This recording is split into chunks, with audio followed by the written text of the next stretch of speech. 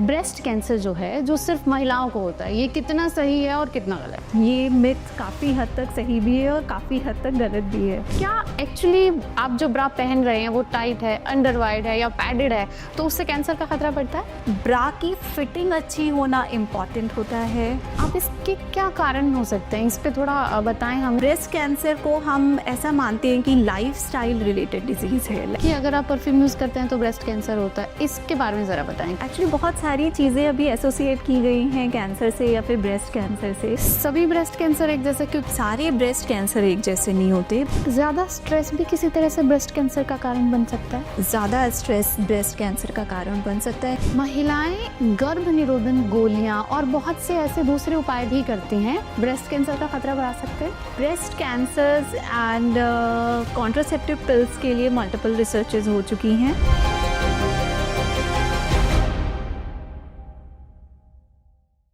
क्या कभी कोई खबर देखकर या अपने आस पड़ोस से किसी की सेहत के बारे में कोई चर्चा सुनकर आप भी घबराए हैं? क्या अपने परिवार में किसी की हेल्थ का अपडेट जब आपको मिला तो आपके मन में कुछ वहम या कुछ सवाल पैदा हुए हैं? ऐसा अक्सर महिलाओं के साथ होता है तब जब वो सुनती हैं ब्रेस्ट कैंसर के बारे में।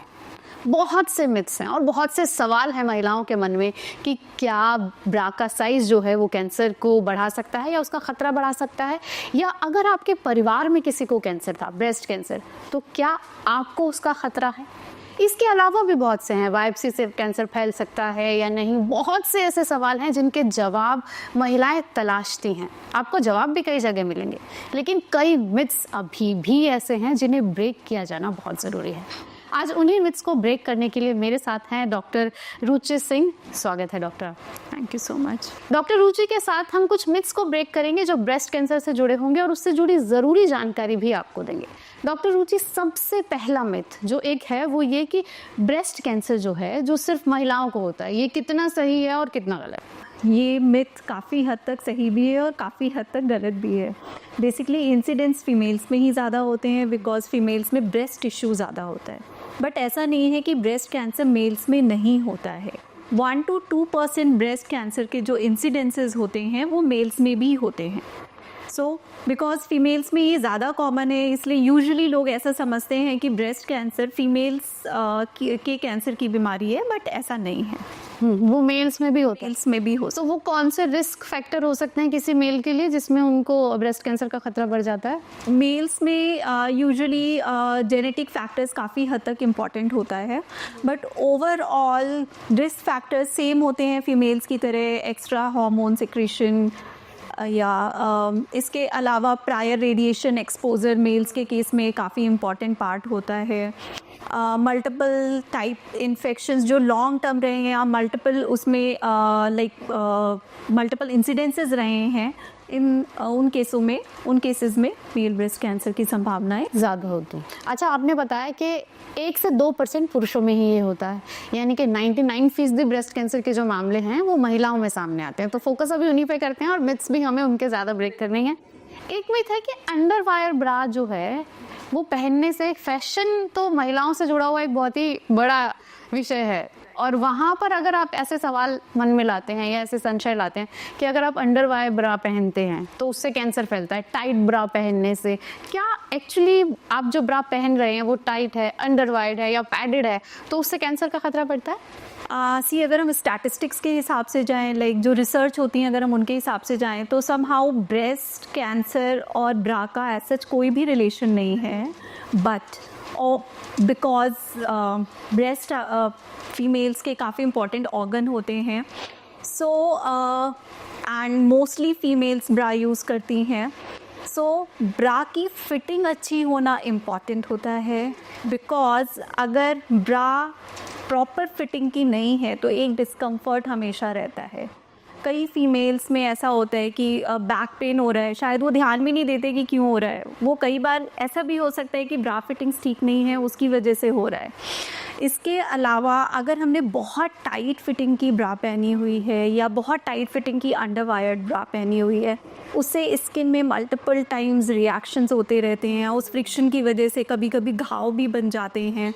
सो overall for general health fitting of bra is important. Fitting of bra जो है जनरल हेल्थ के लिए ज़्यादा इम्पॉर्टेंट है। ऐसे उसको हम डायरेक्टली ब्रेस्ट कैंसर से कनेक्ट नहीं कर सकते जी। तो अंडरवायर ब्रा अगर आप पहन रहे हैं तो कैंसर का खतरा उस वजह से नहीं हो सकता, राइट। लेकिन आपकी ओवरऑल हेल्थ के लिए एक ब्रा का फिटिंग की ब्रा पहनना जरूरी है। ठीक है। अब आपने बात की बैक पेन की अभी, तो क्या बैक पेन ब्रेस्ट कैंसर के सिम्टम्स में से एक है या आपने उसको जेनरिक उसमें बताया कि अगर आपने ठीक? ब्रेस्ट कैंसर के सिम्टम्स में बैक पेन हो सकता है because breast cancer different stages में हमारे पास आता है। समहाउ अगर हम एडवांस स्टेज की बात कर रहे हैं, थोड़े से बड़े हुए ब्रेस्ट कैंसर की बात कर रहे हैं, उस केस में ब्रेस्ट कैंसर के जो लंप है अगर उसका इन्वेजन बैक साइड में भी हो गया है उसकी वजह से बैक पेन हो सकता है, या फिर हमारे बैक की हड्डियों में से अगर कहीं कैंसर चला गया है उसकी वजह से भी बैक पेन हो सकता है। एक चीज़ जो मैंने बहुत सुनी है और मैं भी बार बार अपने दर्शकों को कहती रहती हूँ कि अर्ली डायग्नोज जो आप भी मानेंगे बहुत ज़रूरी है, लेकिन उससे जुड़ा एक मिथ है कि अगर आप बायोप्सी कराते हैं, आपने कुछ सिम्टम देखे, आप डॉक्टर के पास गए और डॉक्टर ने आपको बायोप्सी लिखी, लेकिन ज़्यादातर लोगों को ये लगता है कि स्तन में तो बहुत सारी गांठें होती हैं, ये भी उन्हीं में से एक होगी, मेल्ट हो जाएगी, बायोप्सी कराएंगे छेड़ेंगे तो ये फैल जाएगी। ये सच है क्या? वाकई आपको बायोप्सी से बच के रहना चाहिए, स्क्रीनिंग करा लें या फिर ये बेहद ज़रूरी स्टेप है? आपने बहुत ही इम्पॉर्टेंट पॉइंट को पूछा है एंड मैं बोलूँगी जो मिथ्स की लिस्ट है उसमें से ये रियली इम्पॉर्टेंट मिथ है। अगर हम बात करते हैं ब्रेस्ट के एनाटमी के बारे में, उसमें बेसिकली कुछ डक्ट्स होती हैं, कुछ ग्लैंड्स होती हैं, ये सब मिलकर के ब्रेस्ट बनाती हैं। गांठें, ऐसा नहीं है कि सारी गांठें कैंसर की गांठें होती हैं, बट हाँ अगर गांठ कोई लंबे टाइम तक है उसकी बायोप्सी कराना या एफएनएसी कराना बहुत ज़रूरी होता है। एंड बायोप्सी या एफएनएसी कराने से कैंसर बिल्कुल भी स्प्रेड नहीं होता है। बायोप्सी एक बहुत ही सिंपल प्रोसीजर है जिसमें हम ब्रेस्ट में जहाँ पर भी गांठ होती है अगर वो ईजिली एसेसिबल है तो हम डायरेक्ट वहाँ से एक छोटा सा टुकड़ा ले सकते हैं। सपोज़ हमें लग रहा है कि नहीं वो गांठ बाहर बिल्कुल नहीं है, हमें अंदर जा कर के थोड़ा सा उसको समझना है कि कहाँ है, तो हम यूएसजी गाइडेड वहाँ से बायोप्सी कर सकते हैं। बहुत ही लोकलाइज प्रोसेस है, ओपीडी बेसिस का प्रोसेस है, मतलब आप आएंगे बायोप्सी कराएंगे और जाएंगे, बस वहाँ से हमें एक छोटा सा टुकड़ा लेना होता है जो कि एक निडल के थ्रू लेते हैं। सो बायोप्सी या एफएनएसी कराने से ब्रेस्ट कैंसर फैलता है, ये एक मिथ है। इस प्रोसेस से रादर सारे कन्फ्यूजन क्लियर हो जाते हैं। सपोज़ कोई गांठ है, अदरवाइज़ हमारे मन में एक घबराना चलता रहता है कि किस चीज़ की गांठ है। बायोप्सी ही वो प्रोसीजर है जिससे हम कंफर्म करते हैं कि नहीं ये कैंसर की गांठ नहीं है या फिर ये कैंसर की गांठ है। ठीक, यहाँ पर आपने गांठ की बात की, लंप ब्रेस्ट में बहुत होते हैं, कई बार आपके लिम्फ नोड्स में भी। तो जब आप चेक करते हैं महिलाओं को, कई तरह के लम्प्स आपको ब्रेस्ट में फील होते हैं, तो आप कैसे आइडेंटिफाई करें कि ये लंप जो है ये कुछ ऐसा है जिसे गंभीरता से लिया जाए और डॉक्टर के पास जाया जाए? बेसिकली महिलाओं में ब्रेस्ट लंप कई तरीके के होते हैं और कई फेजेस में भी होते हैं। कभी कभी कुछ लम्प्स जो होते हैं वो हमारे जो मासिक क्रिया है उससे रिलेटेड होते हैं, लाइक हमारे मेंस्ट्रुएशन से रिलेटेड होते हैं, जो कि टाइमली आते हैं और जाते हैं। इनकी कंसिस्टेंसी, मतलब इनको जब हम फील करते हैं, इनका जो समझ में आता है कि ये बहुत सॉफ्ट है या हार्ड है, उससे हम काफ़ी हद तक पता लगा सकते हैं कि वो गांठ नॉर्मल गांठ है, लाइक बिनाइन गांठ है, या सादी गांठ है, या फिर कैंसर की गांठ है। अगर कोई गांठ हम उसको फील कर रहे हैं, वो सॉफ्ट है, मोबाइल का मतलब अपनी जगह से इधर उधर हिल रही है, या फिर वो टाइमली आकर के टाइमली चली जाती है, तो काफ़ी हद तक हम ये मानते हैं कि वो सादी गांठ है। लेकिन अगर कोई गांठ हम जब फील करते हैं वो स्टोनी हार्ड महसूस होती है, या फिर हमें लगता है कि वो स्किन से अटैच्ड है, स्किन से हम उसको अलग नहीं कर पा रहे हैं, या फिर वो पीछे की साइड में छाती से हमें अटैच लग रही है, ओवरऑल कि उसको जब हम पैल्पेट कर रहे हैं, उसको महसूस कर रहे हैं, वो हिल नहीं रही है, इस तरीके की गांठों को हम मानते हैं कि वो कैंसर की गांठें हो सकती हैं। तो उसके लिए बायोप्सी कराएं, उसके लिए बायोप्सी करानी है डॉक्टरी सलाह पर। जी, एक ये भी बहुत कहा जाता है कि कैंसर जो है, ओवरऑल ही कहा जाता है कि कैंसर जो है वो एक उम्र के बाद होगा आपको, तो क्या ऐसा है कि ब्रेस्ट कैंसर जो है वो बुजुर्ग महिलाओं को या ओल्डर विमेन को ज़्यादा होता है? राइट, शायद आप मेरे से अगर ये क्वेश्चन आज से 10 साल पहले पूछ रहे होते तो मैं आपके क्वेश्चन का आंसर हाँ बोलती। पहले हम ऐसा मानते थे कि ब्रेस्ट कैंसर यूजुअली एक उम्र के बियॉन्ड, यूजुअली 40 साल से ऊपर की महिलाओं में इसके इंसिडेंसेस ज़्यादा होते हैं। अगर हम थेरेटिकली जाएं तो 40 से 50 साल की उम्र में सबसे ज़्यादा होते हैं, बट अब ऐसा नहीं है। 40 साल से कम उम्र की महिलाओं में भी ब्रेस्ट कैंसर का इंसिडेंस काफ़ी बढ़ गया है। और अगर हम भारतवर्ष की बात करें तो इंडिया में ये ट्रेंड नया ट्रेंड है, और इस ट्रेंड की वजह से हम बाकी डेवलप्ड कंट्रीज से थोड़ा सा अलग है, बिकॉज वहाँ पर अभी भी ये लेट एज ग्रुप की महिलाओं में हो रहा है, बट इंडिया में इवन 20s में लाइक जिन महिलाओं की उम्र 20 से 30 के बीच में या 30 से 40 के बीच में है, उन महिलाओं में भी कैंसर के इंसिडेंसेस काफ़ी बढ़ रहे हैं। आप इसके क्या कारण हो सकते हैं, इस पे थोड़ा बताएं हमें। कि आप कह रहे हैं कि बाकी कंट्रीज़ में ऐसा नहीं है लेकिन इंडिया में हो रहा है, तो क्या कुछ वेदर है, एटमॉस्फेयर है आपका, या क्या रीजंस क्या है इसके पीछे? ब्रेस्ट कैंसर को हम ऐसा मानते हैं कि लाइफस्टाइल रिलेटेड डिजीज़ है, लाइक इसीलिए पहले ऐसा मानते थे कि ये डेवलप्ड कंट्रीज़ की डिजीज़ है, लाइक जहाँ पर विकसित देश है वहाँ पर ज़्यादा होती है। बट अब ये इंडिया में भी काफ़ी बढ़ता जा रहा है, और ये जो इंसिडेंस के एज ग्रुप में चेंजेस आए हैं उसको हम अब काफ़ी हद तक लाइफस्टाइल चेंजेस में भी उसमें को इंक्लूड कर लेते हैं। लाइफस्टाइल के बारे में बात करें तो जैसे आजकल स्ट्रेसफुल लाइफ है, ऑब्वियसली पॉल्यूशन बढ़ रहा है। इसके अलावा ओवरऑल अब हम एक जगह बैठकर काम ज़्यादा करते हैं, फिज़िकल एक्टिविटी काफ़ी कम है। सो ब्रेस्ट कैंसर हार्मोन से रिलेटेड होता है। जब हमारी लाइफस्टाइल में चेंजेस आते हैं, हमारी स्ट्रेसफुल सिचुएशंस होती हैं, तो ये फैक्टर्स हार्मोन्स में चेंज लाते हैं। लाइक महिलाओं में जो कुछ रसों का प्रवाह हो रहा होता है उनमें चेंजेस लाते हैं, और इस वजह से ब्रेस्ट कैंसर के इंसिडेंसेस अभी कम उम्र की महिलाओं में भी ज़्यादा देखने को मिल रहे हैं। ठीक, आपने लाइफस्टाइल की बात की। लाइफस्टाइल में 2-3 चीज़ें हैं। परफ्यूम एक ऐसी चीज़ है जिसके बिना आजकल कोई नहीं निकलता है, क्योंकि आप अच्छा स्मेल करना चाहिए। राइट, ये मिथ भी है कि अगर आप परफ्यूम यूज़ करते हैं तो ब्रेस्ट कैंसर होता है। इसके बारे में ज़रा बताएं कि ये कितना ठीक है। एक्चुअली बहुत सारी चीज़ें अभी एसोसिएट की गई हैं कैंसर से या फिर ब्रेस्ट कैंसर से, उसमें से एक फैक्टर परफ्यूम भी है। सो ओवरऑल अगर हम लिटरेचर की बात करें, लाइक जो हमें लिटरेचर या रिसर्चेस बताते हैं, परफ्यूम का एज सच ब्रेस्ट कैंसर से कोई भी रिलेशन नहीं। डीओ, क्योंकि वो तो स्किन पे ही लगता है। No, even not that. But हाँ, ओवरऑल जो भी केमिकल्स हम यूज़ कर रहे हैं वो कहीं ना कहीं हार्मफुल होते हैं। सो ओवर यूज़ नहीं करना चाहिए।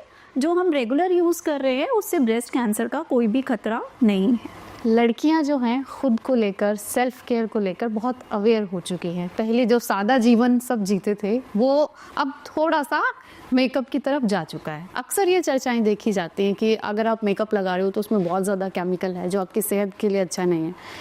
लड़कियों को ये भी कहा जाता है, और खुद उनमें भी कई बार ये डिस्कशन होता है कि ज़्यादा मेकअप या वो केमिकल यूज़ करने से ब्रेस्ट कैंसर का खतरा बढ़ता है।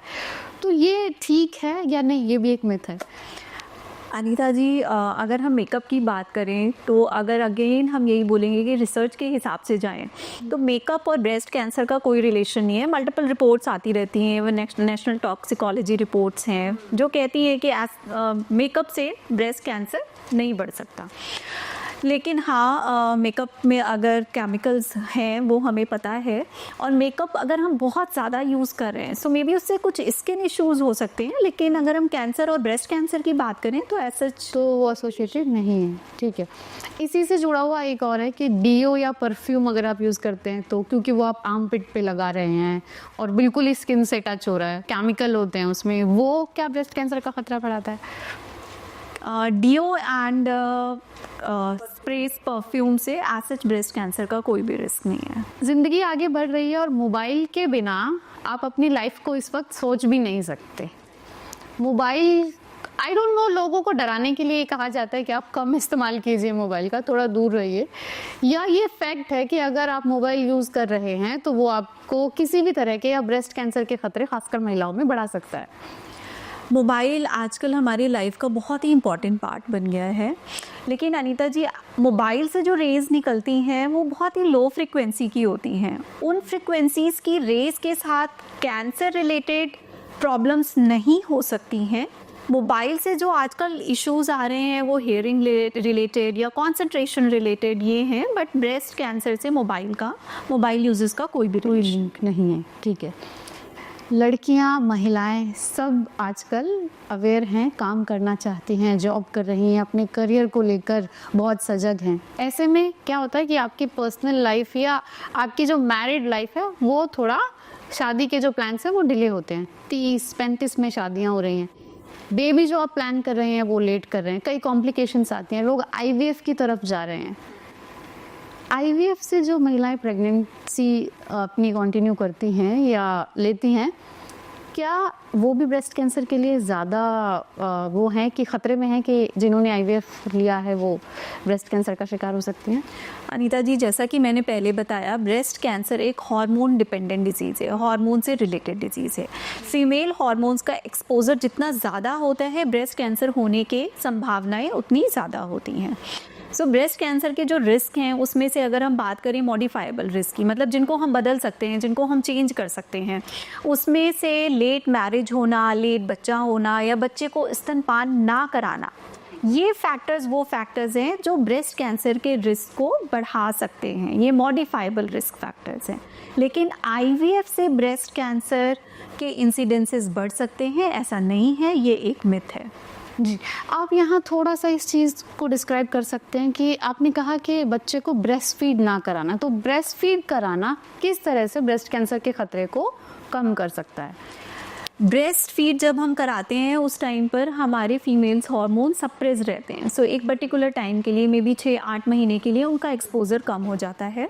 मोरओवर ब्रेस्ट फीड कराने से जो ग्लैंड्स हैं जो उस टाइम मिल्क की वजह से डायलेटेड हैं, वो भी रिलैक्स्ड रहती हैं। सो एक इनडायरेक्ट जो उनमें ट्रॉमा होना है वो भी कम रहता है। सो ओवरऑल ब्रेस्ट फीडिंग कराने से ब्रेस्ट कैंसर के रिस्क को हम कम कर सकते हैं। ब्रेस्ट फीडिंग कराना एक मॉडिफाइबल रिस्क फैक्टर में काम।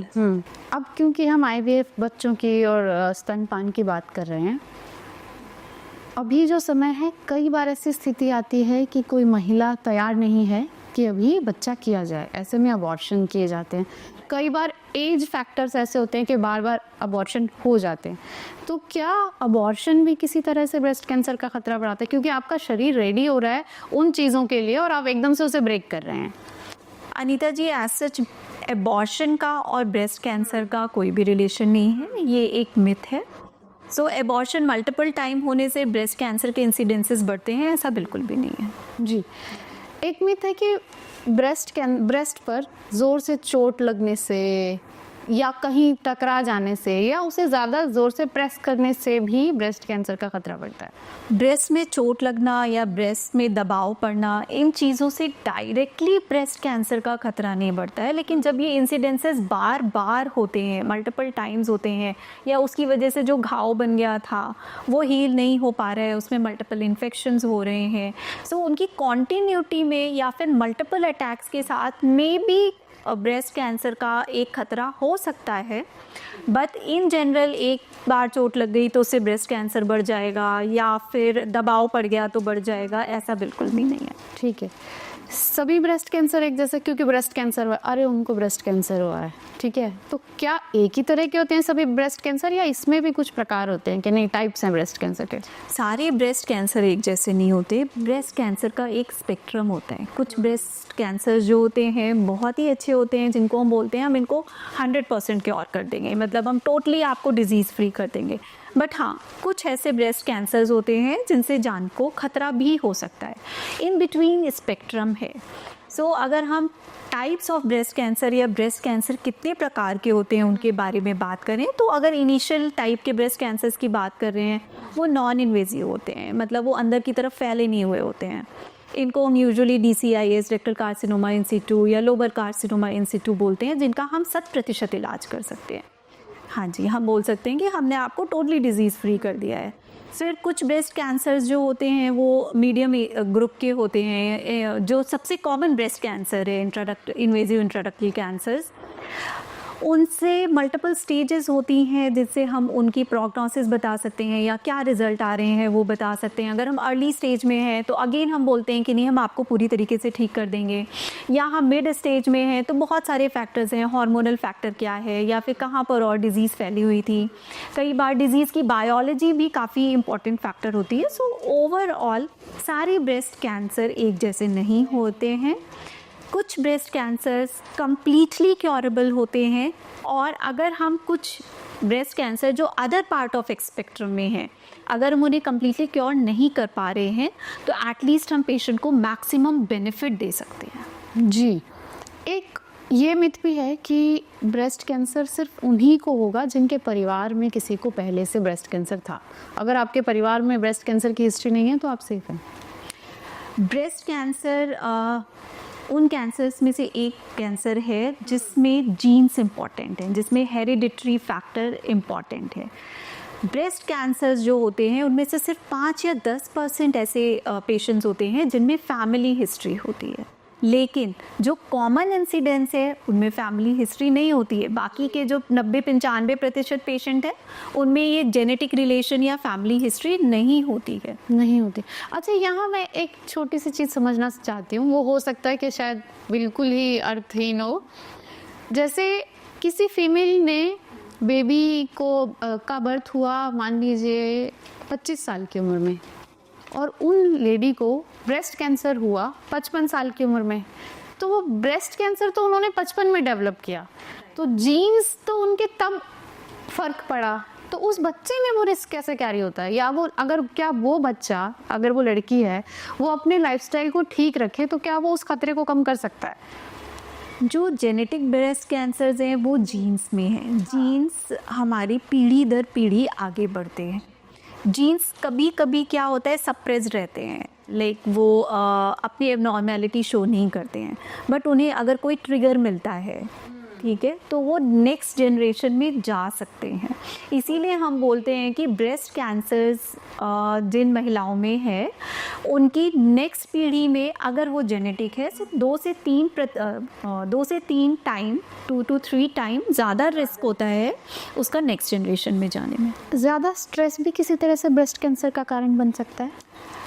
ज़्यादा स्ट्रेस ब्रेस्ट कैंसर का कारण बन सकता है, बिकॉज स्ट्रेस से हमारे हार्मोन्स में प्रभाव पड़ता है। जो हार्मोन्स रिलीज़ हो रहे हैं उनकी क्वांटिटी में प्रभाव पड़ता है। Female hormones because of stress अगर बढ़ रहे हैं तो again breast cancer is related to those hormones, उन हार्मोन से रिलेटेड है। तो अगर हम बोलें ये मॉडिफाइबल फैक्टर है, इनडायरेक्ट फैक्टर है जिसको हम बोल सकते हैं कि जिसकी वजह से ब्रेस्ट कैंसर के इंसिडेंसेस बढ़ सकते हैं। अब यहाँ 2 चीज़ें हैं, एक आपने हार्मोन की बात की कि और दूसरी ब्रेस्ट कैंसर की। हार्मोनल चेंजेस जो होते हैं वो महिलाओं में बहुत होते हैं, और ब्रेस्ट कैंसर के मामले भी महिलाओं में ज़्यादा है। महिलाएं गर्भ निरोधन गोलियां और बहुत से ऐसे दूसरे उपाय भी करती हैं जो कि उनके हार्मोन्स को इफ़ेक्ट करते हैं। तो क्या किसी तरह से गर्भ निरोधन के लिए किए जाने वाले वो उपाय जो उनके हार्मोन को इफ़ेक्ट कर रहे हैं ब्रेस्ट कैंसर का खतरा बढ़ा सकते हैं? Breast cancers and contraceptive pills के लिए मल्टीपल रिसर्चेज हो चुकी हैं, एंड कहीं ना कहीं उनके कुछ मिक्स्ड रिजल्ट्स पाए गए हैं।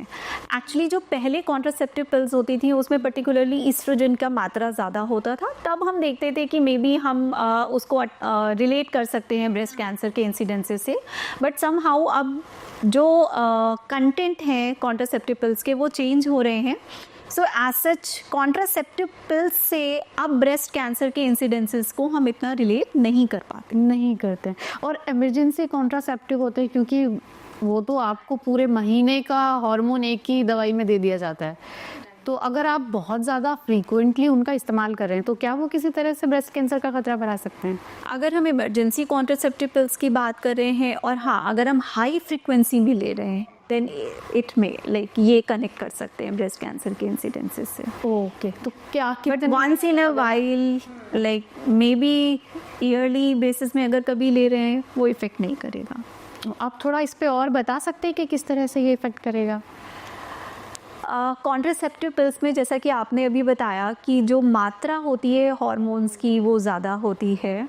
सो अगेन साइकिल वहीं से शुरू हो जाती है क्योंकि अगर हमने हार्मोन्स की मात्रा बढ़ाई तो वो हमारे जो ब्रेस्ट टिश्यू हैं उनको स्टिमुलेट करेगा और उस स्टिमुलेशन से कैंसर के इंसिडेंसेस बढ़ सकते हैं। सी समहाउ कैंसर कुछ भी नहीं है, कैंसर कहीं बाहर से नहीं आता है। जो हमारे ब्रेस्ट की सेल्स हैं उनमें एक रेगुलर डिवीजन होता रहता है और जब ये डिवीजन अनकंट्रोल्ड हो जाता है, उसमें कोई कंट्रोल नहीं होता है, वो बहुत ही फास्ट स्पीड से बढ़ने लग जाते हैं, वो एक गांठ बना लेते हैं, वही ब्रेस्ट कैंसर होता है। जी, ये तो थे जो मिथ्स हमने ब्रेक करे। अब थोड़ा जागरूकता भी बढ़ाते हैं, अवेयरनेस भी बढ़ाते हैं। तो सबसे पहले दर्शकों को बताइए कि ब्रेस्ट कैंसर में के कारण क्या क्या हो सकते हैं। जैसे आपने लाइफस्टाइल बताया और भी कई चीज़ें आपने की, कुछ और भी ऐसे कारण हैं जिनको आप कहेंगे कि ये वो स्पेसिफिक रीजंस हैं जो कि ब्रेस्ट कैंसर के पीछे हो सकते हैं। ब्रेस्ट कैंसर के कारण के बारे में अगर हम बात करें, आई थिंक मल्टीपल रीजंस हम ऑलरेडी डिस्कस कर चुके हैं, बट हम फिर भी उनको एक बार ब्रीफ करते हैं। सबसे इम्पॉर्टेंट है ब्रेस्ट कैंसर में हार्मोनल चेंजेस, जैसे जल्दी मेंस्ट्रुएशन का शुरू होना या लेट तक चलते रहना, लेट मैरिजेस होना, लेट बच्चे होना, ब्रेस्ट फीडिंग कम कराना, ओवरऑल जो भी कंडीशंस जिसमें फीमेल हार्मोन्स का एक्सपोजर ज़्यादा है उनकी वजह से ब्रेस्ट कैंसर होने की संभावना हो सकती है। अब नेक्स्ट सबसे इम्पॉर्टेंट पॉइंट पे आते हैं, वो लाइफस्टाइल चेंजेस। लाइफस्टाइल चेंजेस में स्ट्रेस है, हम एक्सरसाइजेस कम कर रहे हैं या हम बैलेंस डाइट नहीं ले रहे हैं, हम कार्सिनोजेनिक मटेरियल लाइक जो आजकल हम फूड्स में काफ़ी आते हैं, इन चीज़ों का ज़्यादा सेवन कर रहे हैं, इससे ब्रेस्ट कैंसर्स हो सकते हैं। प्रीवियसली अगर हमें कभी रेडिएशन का एक्सपोजर हुआ है, सपोज़ किसी महिला में पहले लंग कैंसर कोई के लिए हमने उसका इलाज किया था, उन केसेस में ब्रेस्ट कैंसर के चांसेस होते हैं। एक और इम्पॉर्टेंट फैक्टर है, वो है जेनेटिक फैक्टर। अगर फैमिली में ब्रेस्ट कैंसर रन कर रहा है, वो एक इम्पॉर्टेंट कारण हो सकता है। ओवरऑल ये सबसे इम्पॉर्टेंट रीजंस है जिनकी वजह से ब्रेस्ट कैंसर। ठीक है, ब्रेस्ट कैंसर के कुछ शुरुआती लक्षण अगर आप बता पाएँ कि ये चीज़ें हैं जो, और एक यहाँ पर मैं आपसे साथ में अगर आप ये भी बता पाएँ, जैसे आपने पहले भी कई बार बोला कि लंप होता है, गांठ होती है, आप उसे महसूस करें, क्या ये गांठ हमेशा बाहर की तरफ ही होती है? ऐसा तो नहीं है कि कहीं अंदर भी हो सकती है और आपको पता ही ना चले? तब आपको किस तरह के लक्षणों पर ध्यान देने की ज़रूरत है? राइट। अगर हम ब्रेस्ट कैंसर के लक्षण के बारे में बात कर रहे हैं तो जो ब्रेस्ट होता है वो एक ऐसा ऑर्गन है जो शरीर के बाहर है, जिसको हम आसानी से ऑब्जर्व कर सकते हैं। हम समझ सकते हैं हमारे ब्रेस्ट में क्या चीज़ नॉर्मल है और क्या एबनॉर्मल है। इसके लिए जागरूकता चाहिए। सबसे इम्पॉर्टेंट इसका जो एक स्टेप होता है उसे हमारी लैंग्वेज में ब्रेस्ट सेल्फ एग्जामिनेशन बोलते हैं, मतलब खुद से खुद का के ब्रेस्ट का एग्जामिनेशन करना। वो भी मैं आपको डिटेल में भी बता दूंगी। बेसिकली जो हमें देखना होता है, अगर हमें लग रहा है कि ये ब्रेस्ट कैंसर है, सबसे इम्पॉर्टेंट सिम्टम है ब्रेस्ट में गांठ का महसूस होना। जब हम breast self examination regular time में करते रहते हैं तो हमें पता होता है कि ये हमारे ब्रेस्ट की कंसिस्टेंसी नॉर्मल है, ये नॉर्मल है। एंड जहाँ पर भी हमें कोई नई चीज़ लगती है जो कि लंबे टाइम तक है, उसको हमें तुरंत ध्यान देना चाहिए और उसके लिए डॉक्टर से एग्जामिनेशन करवाना चाहिए। ये गांठ ब्रेस्ट में भी हो सकती है और ये गांठ बगलों में भी हो सकती है।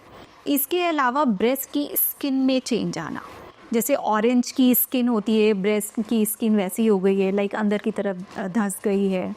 या फिर अगर हम निप्पल एंड एरियोला की बात करें, अगर निप्पल को दबाने से पानी जैसा डिस्चार्ज आता है या ब्लड आता है, ये चीज़ें नॉर्मल नहीं हैं। निप्पल जो पहले से अंदर की तरफ नहीं धंसे हुए थे, अब अंदर की तरफ धंस गए हैं, ये एक एबनॉर्मल फाइंडिंग है।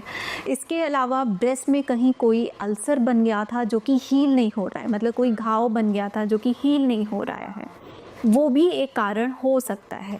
मोरोवर, जब हम अपने आप को शीशे के सामने खड़े होकर के देख रहे हैं और हमें ऐसा लग रहा है कि इधर के ब्रेस्ट का कॉन्टूर, माई शेप दूसरी साइड से चेंज है, या फिर हम हाथ ऊपर करके चेक करें और दोनों के कॉन्टूर में डिफरेंसेस हैं, सो हमें इन सिचुएशंस में एक बार डॉक्टर से ज़रूर मिलना चाहिए। बिकॉज जैसा कि आपने बोला, ज़रूरी नहीं है कि सारी गांठें टुवर्ड्स स्किन हो। अगर कोई गांठ डीप सीटेड है तो उसको समझने के लिए हमें डॉक्टर की या फिर कुछ जांचों की ज़रूरत हो सकती है। ठीक है, आपने कहा बगल में भी गांठें हो सकती हैं, बगल में लिम्फ नोड्स भी होते हैं, जब आप चेक करते हैं तो आपको वो महसूस होते हैं। कुछ वहाँ किस तरह के सिम्टम आप देख सकते हैं कि क्योंकि कई बार ये भी होता है कि जब आपके पीरियड्स चल रहे होते हैं तो लिम्फ नोड्स में स्वेलिंग या तो क्या आपने जो कहा सेल्फ एग्जामिन किया जाना चाहिए, पहले तो वो कब किया जाना चाहिए कि आप मंथ में किसी भी टाइम कर सकते हैं या आपके पीरियड के आगे या पीछे, और उस दौरान आपको कौन से बदलाव जो हैं उन पर ध्यान देना चाहिए? अनीता जी, आई थिंक आपके इस क्वेश्चन में एक साथ लाइंस ऑफ क्वेश्चंस हैं। सो मैं फर्स्ट क्वेश्चन से स्टार्ट करती हूँ। पहला क्वेश्चन जो था वो आपका बगल से रिलेटेड था। देखिए, जब हम फील करते हैं कुछ गांठें रेगुलर बेसिस में हमें समझ में आती हैं, कंसिस्टेंसी समझ में आती है, साइज़ समझ में आता है। अगर 1 सेंटीमीटर तक की गांठ है, सॉफ्ट कंसिस्टेंसी है, वो मोबाइल है, तो हम मानते हैं कि इन्फेक्शन से हो सकती है या हार्मोनल चेंजेस की वजह से हो सकती है। लेकिन अगर वो गांठ अगेन फिक्स्ड है, बड़ी गांठ है, लंबे समय से है, तो वो सस्पिशियस हो सकती है। अब हम बात करते हैं ब्रेस्ट कैंसर से रिलेटेड सबसे इम्पॉर्टेंट टॉपिक के बारे में, और वो है breast self examination. Breast cancer एक ऐसा कैंसर है जिसके लिए हमारे पास स्क्रीनिंग प्रोग्राम है, और स्क्रीनिंग प्रोग्राम के थ्रू अगर हम जा रहे हैं तो इस कैंसर को हम अर्लीस्ट पॉसिबल स्टेज में, मतलब जब जस्ट ये पनपा है, अभी जस्ट शुरू हुआ है, उस स्टेज में हम पकड़ सकते हैं। इम्पॉर्टेंस ये है कि कोई भी चीज़ जो हम सबसे पहले पकड़ लेंगे, हम बोलेंगे हमने आपको 100% ठीक कर दिया।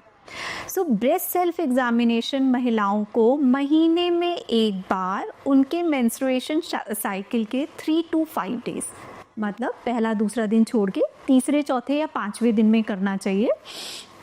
एवरी मंथ करना चाहिए।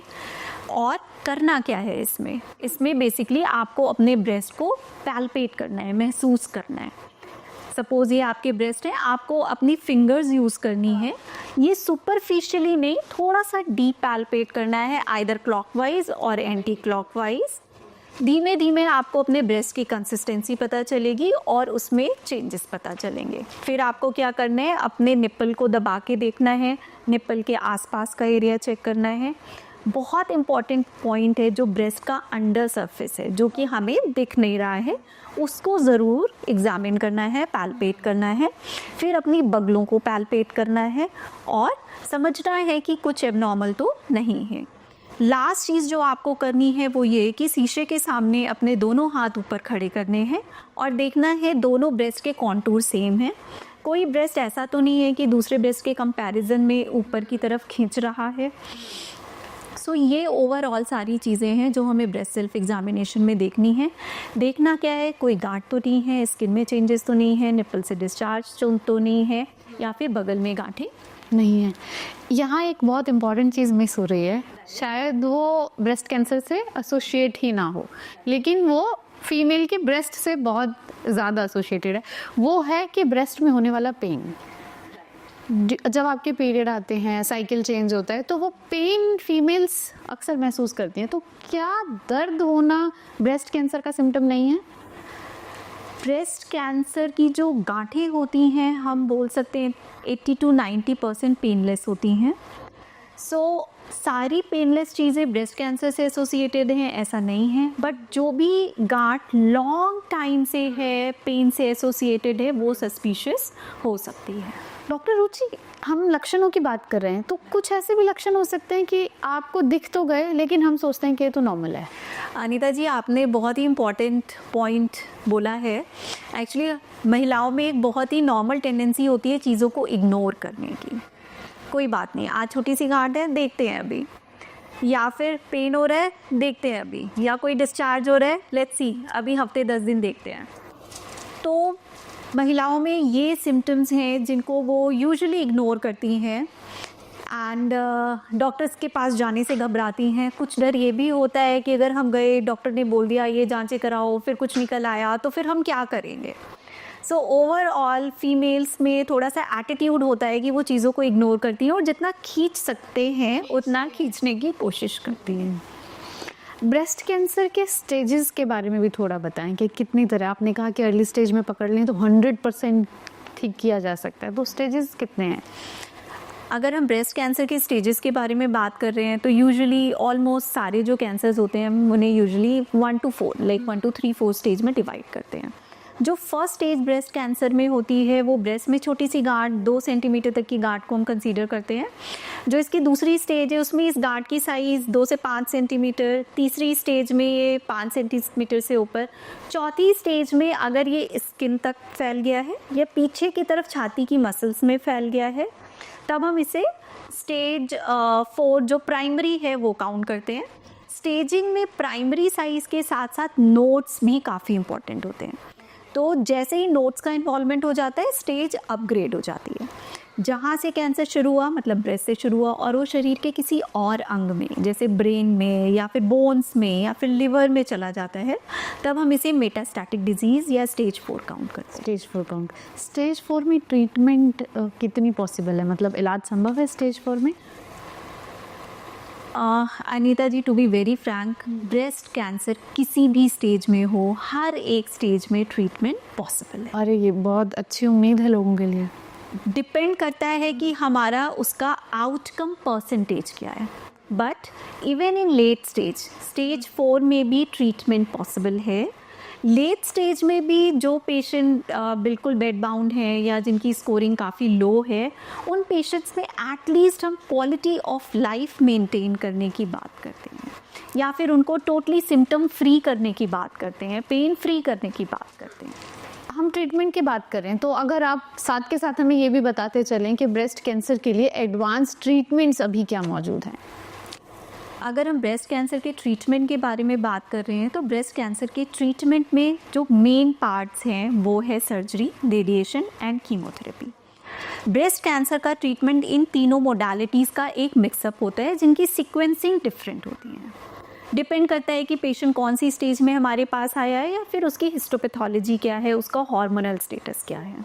सो अगर हम सर्जरी के बारे में बात करें, ब्रेस्ट कैंसर में सर्जरी यूजुअली 2 तरीके की होती है। एक जिसमें हम सिर्फ गांठ निकाल देते हैं और ब्रेस्ट को सेव कर लेते हैं, दूसरा वो होता है जिसमें हम पूरी तरीके से ब्रेस्ट को निकालते हैं। बट अब सर्जरी में भी काफ़ी एडवांसेस आ गए हैं। सपोज़ हमने गांठ निकाली, आसपास का एरिया निकाला तो ब्रेस्ट वॉल्यूम कम हो जाता है। बट अब हमारे पास मल्टीपल सर्जरीज़ हैं, प्लास्टिक सर्जरीज़ हैं जिससे हम ब्रेस्ट वॉल्यूम को रिकन्स्ट्रक्ट कर सकते हैं, लाइक उसको नेचुरल लुक दे सकते हैं। सपोज़ अगर निप्पल के पास कोई ब्रेस्ट कैंसर था और हमने उसको निकाल दिया, उस एरिया की कॉस्मेसिस को हम मेंटेन कर सकते हैं। सो सर्जरी के हिसाब से काफ़ी चेंजेस आए हैं।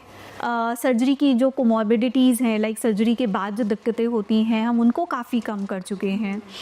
अब हम नेक्स्ट आते हैं रेडिएशन के बारे में। रेडिएशन मैं बोलूँगी सबसे पेशेंट फ्रेंडली ट्रीटमेंट है। रेडिएशन से जलना, छिलना, कटना, पेन एक लोगों में मिथ होता है, बट ऐसा कुछ भी नहीं होता है। रेडिएशन का अगर हम ब्रेस्ट कैंसर के बारे में बात करें तो एज सच कोई भी मेजर साइड इफ़ेक्ट नहीं है जिसकी वजह से पेशेंट को परेशानी हो। टाइम टू टाइम रेडिएशन का ट्रीटमेंट अब काफ़ी इवॉल्व कर गया है। रेडिएशन अब टोटली लोकलाइज्ड है, सिर्फ जितने एरिया में हमें रेडिएशन चाहिए हम वहाँ पर देते हैं। आसपास के अंगों को जैसे लंग हो गया, हार्ट हो गया, हम उसको टोटली सेव कर पाते हैं। सो रेडिएशन के एस्पेक्ट में भी अभी ट्रीटमेंट्स बहुत एडवांस हो गए हैं। मल्टीपल टेक्नोलॉजीज़ आ गई हैं, DIBH आ गया है, IGRT, IMRT। सो हम काफ़ी आगे बढ़ चुके हैं। नेक्स्ट स्टेप जो होता है वो है chemotherapy. Time to time chemotherapy भी काफ़ी इवॉल्व हो गई है। हार्मोनल स्टेटस के हिसाब से काफ़ी चेंजेस आ गए हैं। कीमो से हम बहुत अच्छे रिजल्ट्स गेन कर लेते हैं। अब कीमो के साथ साथ इम्यूनोथेरेपी के रोल्स भी आते जा रहे हैं। सो ओवरऑल कैंसर के ट्रीटमेंट की हम किसी भी मोडालिटी के बारे में बात करें, हम टाइम टू टाइम इवॉल्व होते जा रहे हैं और हमारे पास मल्टीपल न्यू चॉइसेस आते जा रहे हैं। ठीक, डॉक्टर रुचि, आपने बात की रेडिएशन की, तो इससे जुड़े 3-4 सवाल मेरे पास हैं। सबसे पहले तो यही समझते हैं कि रेडिएशन, जैसे आपने बताया कि रेडिएशन जो है ज़्यादा कारगर है, थोड़ा अगर इसको और डिस्क्राइब करें कि रेडिएशन काम किस तरह से करता है तो वो लोगों को बहुत हेल्प करेगा। अगर हम ब्रेस्ट कैंसर के बारे में बात कर रहे हैं तो रेडिएशन मल्टीपल इंटेंट से दिया जा सकता है। मतलब हमारा उद्देश्य क्या है रेडिएशन देने का। जैसे हम अर्ली स्टेजेस की बात करें, हमने ब्रेस्ट कंजर्वेशन सर्जरी करी है, लाइक सिर्फ लंप निकाला है, ब्रेस्ट रह गया है, उन केसेस में रेडिएशन मैंडेटरी होता है। बिकॉज हम ऐसा मानते हैं कि जो ब्रेस्ट पीछे रह गया है उसमें कहीं ना कहीं कैंसर के कण है। रेडिएशन दे करके हमें उसे पूरी तरह स्टरलाइज करना है, वहाँ से बीमारी को पूरी तरह ख़त्म करना है। इसी तरीके से जिन पेशेंट्स पे पूरा ब्रेस्ट निकाल देते हैं उनमें चेस्ट वॉल इरेडिएशन करते हैं। एम ये होता है कि उस एरिया में बीमारी वापस आने के काफ़ी चांसेस हैं और रेडिएशन दे करके हम उन चांसेस को ऑलमोस्ट नलीफाई कर रहे हैं। तो इसमें रेडिएशन से आसपास के सेल्स को जो है क्लीन कर दिया जाता है। एग्जैक्टली लाइक अगर हम लेमैन लैंग्वेज में बात करना चाहें, हम बोलेंगे कि कैंसर से उसको हम स्टेरलाइज कर देते हैं, कंसोलिडेट कर देते हैं। लाइक वहाँ पर जो कैंसर के सेल्स हमें दिख नहीं रहे हैं उनको भी खत्म कर संभावना ही खत्म कर दी जाती है, ख़त्म करते हैं। तो ये क्यूरेटिव इंटेंट है जिसमें हम बात कर रहे हैं कि हम पेशेंट को ट्रीट कर रहे हैं, क्योर कर रहे हैं। इसके अलावा रेडिएशन का एक बहुत ही इम्पॉर्टेंट रोल है पैलिएटिव सेटिंग में। लाइक जहाँ पर हम ये नहीं बोल रहे हैं कि हम बीमारी को पूरी तरह से ख़त्म करेंगे, बट हम पेशेंट को मैक्सिमम बेनिफिट देंगे। जैसे अगर हम बात करें, भारत में कई ऐसी महिलाएं भी आती हैं जिसमें ब्रेस्ट कैंसर का घाव काफ़ी बढ़ चुका होता है, कभी ब्लीडिंग हो रही होती है या उसकी वजह से उन्हें बहुत ज़्यादा डिस्कम्फर्ट हो रहा होता है। उन एरियाज़ में पैलेटिव रेडिएशन दे करके हम बीमारी को तो कम कर ही सकते हैं, साथ ही साथ ब्लीडिंग, पेन, इन सबको भी कंट्रोल कर सकते हैं। मेटास्टैटिक डिजीजेज जैसे ब्रेस्ट कैंसर अगर बोन में फैल गया है या ब्रेन में फैल गया है, इन जगहों में रेडिएशन दे करके हम बीमारी को टोटली कंट्रोल कर सकते हैं। एक्चुअली ब्रेन एक ऐसा एरिया है जहाँ पर कीमो यूजुअली काम नहीं करती है। सो ब्रेस्ट कैंसर के वो मरीज़ जिनमें बीमारी ब्रेन में फैल गई है, उनमें रेडिएशन दे करके हम ब्रेन की बीमारी को कंट्रोल करते हैं। बोन की बीमारी, बीमारी की वजह से गल गई हैं, आसपास की नसें दब रही हैं जिनकी वजह से पेन बहुत ज़्यादा बढ़ गया है, तो जब हम रेडिएशन देते हैं वहाँ पर वो उस हड्डी को तो मजबूती देती है, बीमारी कम करती है और इस पेन को ऑलमोस्ट 80-90% तक ख़त्म करती है। तो डॉक्टर, ये रेडिएशन जो आप बता रहे हैं, क्या ये पेनफुल भी होता है? रेडिएशन बिल्कुल भी पेनफुल नहीं है। This is a pain free process. Rather pain को ख़त्म करने के लिए हम रेडिएशन देते हैं। आपने इस दौरान एक बात की थी, इस हमारी बातचीत के दौरान ही, कि कई बार किसी दूसरे कैंसर के ट्रीटमेंट के लिए जब आप रेडिएशन थेरेपी लेते हैं तो वो भी ब्रेस्ट कैंसर का कारण बन सकता है। तो जब आप ब्रेस्ट कैंसर के लिए रेडिएशन थेरेपी ले रहे हैं तो क्या संभावना है कि इन फ्यूचर दूसरी तरह का कोई कैंसर आपको हो सकता है? ओवरऑल रेडिएशन एक्सपोजर से हम काउंट करते हैं कि 1 to 2% रिस्क बढ़ जाता है ब्रेस्ट उस पर्टिकुलर एरिया में कैंसर का। बट समहाउ अभी लेटेस्ट टेक्नोलॉजीज़ के साथ हम इन डोजेस को काफ़ी कुछ कंट्रोल कर लेते हैं। सो एज सच ये एक सिग्निफिकेंट फैक्टर नहीं है। ठीक। कैंसर, ब्रेस्ट कैंसर दोबारा होने के कितनी चांसेस होते हैं? ब्रेस्ट कैंसर दोबारा होने की संभावनाएं होती हैं या फिर अदर साइड में संभावनाएं होती हैं। नॉर्मल फीमेल्स के कंपैरिजन में ये रिस्क 2 to 3 टाइम्स हायर होता है। जी, जाते जाते हमारे दर्शकों को बताएं डॉक्टर रुचि कि ऐसे कौन से, क्योंकि हमने बात की कि लाइफस्टाइल भी काफ़ी हद तक कारणों में से एक है ब्रेस्ट कैंसर के, ऐसे कौन से लाइफस्टाइल चेंजेस हैं जिन्हें अपनाकर आप ब्रेस्ट कैंसर के खतरे को कम कर सकते हैं? इस क्वेश्चन का आंसर अनीता जी मैं आपको 5 पॉइंट्स में देती हूँ। फर्स्ट पॉइंट ये है कि हमें रेगुलर एक्सरसाइज करनी चाहिए। एटलीस्ट पूरे दिन में 30 मिनट्स की एक्सरसाइज होनी चाहिए जो कि मॉडरेट, लाइक ऐसा नहीं कि हम फ़ोन में बात कर रहे हैं, चल रहे हैं, वो काउंट नहीं होती है। ऐसी एक्सरसाइज होनी चाहिए जिससे एटलीस्ट आपको पसीना आ रहा है। दूसरी चीज़ है बैलेंस डाइट लेनी चाहिए और हमें फ्रीज्ड कैंड फूड्स, इन चीज़ों को अवॉइड करना चाहिए बिकॉज इनमें कार्सिनोजेंस होते हैं। देन नेक्स्ट पॉइंट है एक healthy body weight and BSA maintain करना चाहिए। लास्ट चीज़ है ब्रेस्ट स्क्रीनिंग प्रोग्राम में पार्टिसिपेट करना चाहिए। जी, शुक्रिया doctor, thank you so much. तो ये थी हमारे साथ डॉक्टर रुचि सिंह, जिन्होंने ब्रेस्ट कैंसर से जुड़े हुए कई मिथ्स को आज ब्रेक किया और आपके कई सवालों के जवाब भी दिए। ऐसे ही और इन्फॉर्मेटिव वीडियोस के साथ मैं अनीता शर्मा आपसे जल्द ही फिर मिलूंगी। तब तक अपना ख्याल रखें, सेहतमंद बने रहें, हंसते मुस्कुराते रहें और NDTV इंडिया देखते रहें।